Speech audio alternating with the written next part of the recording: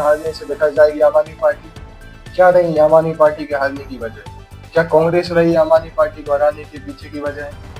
क्या अरविंद केजरीवाल है करप्ट? क्या है आरएसएस के 15,000 ड्राइंग?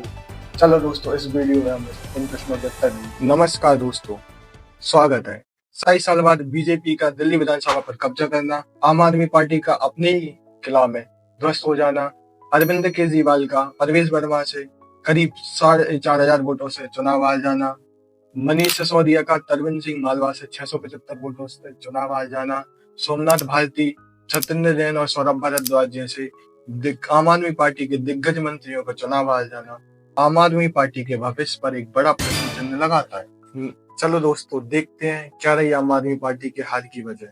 2012 में अन्ना आंदोलन से जन्मी अरविंद केजरीवाल की पार्टी खुद को देश में एक नई किस्म की राजनीति पेश करने का दावा करती रही है, लेकिन पिछले कुछ वर्षों में अरविंद केजरीवाल, मनीष सिसोदिया, सत्येंद्र जैन जैसे दिग्गज नेताओं पर लीकर पॉलिसी में करीब 100 करोड़ रुपए का घोटाला करने का आरोप लगा।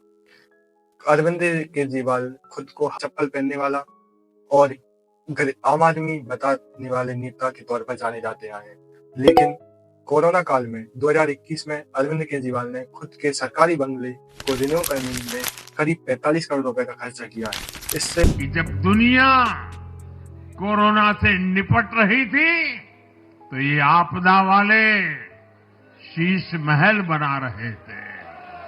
गरीब जनता, दिल्ली की आम जनता पर अरविंद केजरीवाल की आम आदमी वाली इमेज को बहुत ज्यादा डैमेज पहुंचा। 3M यानी महिला, मुस्लिम और मिडिल क्लास का आम आदमी पार्टी से छिटक जाना। CSDS के सर्वे के मुताबिक 2020 में 60% महिलाओं ने आम आदमी पार्टी को वोट दिया था, जबकि 35% महिलाओं ने बीजेपी को वोट दिया था। आम आदमी पार्टी का घोषणा करना कि डायरेक्ट कैश ट्रांसफर होगा महिलाओं के खातों में और चुनाव से पहले स्टार्ट ना होना। पंजाब में चुनाव के बाद अभी तक ये स्कीम स्टार्ट नहीं हुई, जबकि बीजेपी ने महाराष्ट्र और मध्य प्रदेश में इस स्कीम को चालू कर देना से महिलाओं का झुकाव आम आदमी की पार्टी की तरफ से बीजेपी पार्टी की तरफ होना एक बड़ा फैक्टर है चुनाव में हार। दिल्ली में 45% मिडिल क्लास है। CSDS के सर्वे के मुताबिक 2020 में 54% मिडिल क्लास ने आम आदमी पार्टी को वोट दिया, जबकि 39% मिडिल क्लास ने बीजेपी को वोट दिया। 1 फरवरी को मोदी सरकार ने अपना बजट पेश किया, जिसमें 12 लाख तक नो इनकम टैक्स किया और 16 जनवरी को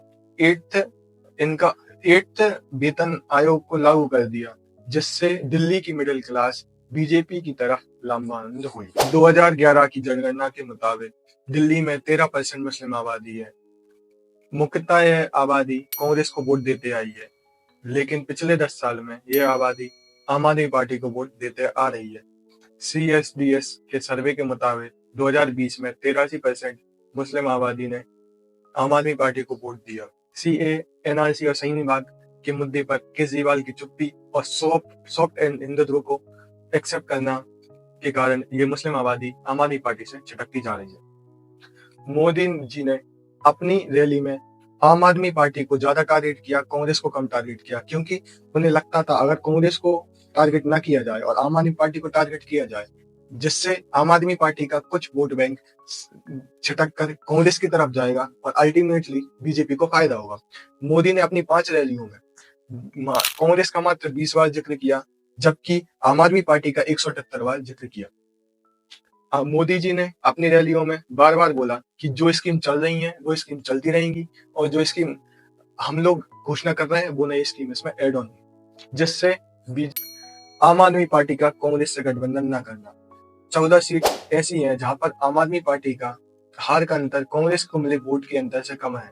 अगर आम आदमी पार्टी और कांग्रेस गठबंधन करती तो 14 सीट आम आदमी पार्टी की बढ़ सकती थी, जिनसे आम आदमी पार्टी की सीट 22 से बढ़कर 36 हो जाती और आम आदमी पार्टी बहुमत को प्राप्त कर सकती थी। आम आदमी पार्टी का कांग्रेस से गठबंधन न करना और मुस्लिम वोटों का स्प्लिट हो जाना आम आदमी पार्टी की हार की एक बहुत बड़ी वजह है। केजरीवाल जी पहले आए थे, छोटी सी गाड़ी थी, कहा था नए तरीके की राजनीति करूंगा, इलेक्ट्रिक पोल पर चढ़ गए थे कि दिल्ली को बदल देंगे, और जब गरीबों को जरूरत पड़ी तो कहीं नहीं दिखे वो। जब दिल्ली में हिंसा हुई कहीं नहीं दिखे वो, और कहा था कि साफ राजनीति लाऊंगा, और सबसे बड़ा लिकर का स्कैम दिल्ली में हुआ है, और उनके घर की आपने फोटो देख ली, शीश महल में रहते हैं। तो ये सच्चाई है। एक्सपर्ट के मुताबिक बीजेपी चाहती थी कि वो कांग्रेस को एक फ्री स्पेस दे, पॉलिटिकल स्पेस दे, और जबकि आम आदमी पार्टी पर सीधा वार करे। बीजेपी हमेशा बचती रही कांग्रेस पर सीधे वार करने से, क्योंकि वो जानती है आम आदमी पार्टी का जो कुछ छिटकेगा वो कांग्रेस की हो जाएगा, और जिससे अल्टीमेटली आम आदमी पार्टी का नुकसान और बीजेपी का फायदा होगा। मोदी जी ने अपनी रैलियों में महज कांग्रेस का 20 बार जिक्र किया, जबकि आम आदमी पार्टी का 178 बार जिक्र किया। मोदी जी ने बार-बार टारगेट किया आम आदमी पार्टी को, जबकि कांग्रेस को टारगेट नहीं किया। यह कोई नाला नहीं बल्कि करोड़ों भक्तों की आस्था का केंद्र मां यमुना है। आज इनका जल इतना प्रदूषित हो चुका है कि उससे आचमन भी नहीं किया जा सकता है। पानी तो यहाँ का बहुत गंदा है, लेकिन यहाँ पे ये भी मजबूरी है हम लोग का, छठ पूजा में नहाना पड़ता है, इसलिए हम लोग यहाँ पे नहाने आए हैं। मैं भी चाहती हूँ कि थोड़ा ये जमुना जी साफ कराए सरकार ने भी। यमुना की सफाई और दिल्ली के लिए अच्छे रोड का अधूरा वादा। दिल्ली में 27 सीटों पर पूर्वांचलियों का असर देखा जाता है, और पूर्वांचलों के लिए छठ पूजा में यमुना नदी में पूजा करना और यमुना की सफाई एक बहुत बड़ा मुद्दा है। मनोज तिवारी, योगी आदित्यनाथ और गिरिराज सिंह ने बार बार पूर्वांचलियों का मुद्दा उठाया और उन्हें निलंबित किया। एलजी और केंद्र सरकार से आम आदमी पार्टी की बार बार खींचतान होना और आम आदमी पार्टी का बार बार बोलना कि केंद्र सरकार और एलजी हमें अच्छे से काम करने नहीं दे रहे, इसको देखते हुए दिल्ली की जनता ने सोचा चलो एक बार क्यों ना बीजेपी को ही मौका ना दे दे, और 2022 में एमसीडी चुनाव जीतने के बाद दिल्ली का एयर पॉल्यूशन और दिल्ली की सफाई जैसे बड़े मुद्दों पर काम ना होना, 10 साल की आम आदमी पार्टी की सरकार के खिलाफ एंटी इनकन्वेंसी होना, दिल्ली में एक बहुत बड़ा वर्ग आम आदमी पार्टी के खिलाफ खड़ा हो गया था। दिल्ली इलेक्शन हारने के बाद आम आदमी पार्टी का भविष्य क्या रहेगा? 2012 में अन्ना आंदोलन से जन्मी अरविंद केजरीवाल की पार्टी देश में एक नई किस्म की राजनीति दावा करती आई है। आम आदमी पार्टी से जुड़े लोग पेशेवर राजनीतिक नहीं है। कांग्रेस, बीजेपी और कम्युनिस्ट समाजवादी पार्टियों की तरह आम आदमी पार्टी कोई एक विचारधारा नहीं है। आम आदमी पार्टी गवर्नेंस को ठीक करने के उद्देश्य से जन्मी एक पार्टी है, और इसका गठन केवल और केवल सरकार में रहकर गवर्नेंस को सही करने के उद्देश्य से किया गया था। अब जैसे ही आम आदमी पार्टी की सरकार दिल्ली से जाती है, तो आम आदमी पार्टी के में जो नेता है उनका एमएलए का दूसरी पार्टी में जाना का सिलसिला शुरू हो सकता है।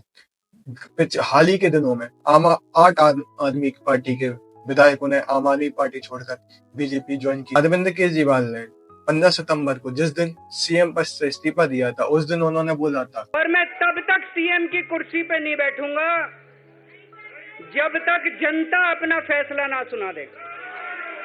मैं जनता के बीच में जाऊंगा, गली गली में जाऊंगा, घर घर में जाऊंगा, और जब तक जनता अपना फैसला ना सुना दे कि केजरीवाल ईमानदार है, तब तक मैं सीएम की कुर्सी के ऊपर नहीं बैठूंगा। 4 महीने बाद इलेक्शन हुए पर ऐसा कुछ नहीं हुआ। इसके चलते आम आदमी पार्टी में अरविंद केजरीवाल के खिलाफ एक बगावत उठ सकती है और पार्टी कई धड़ों में टूट सकती है।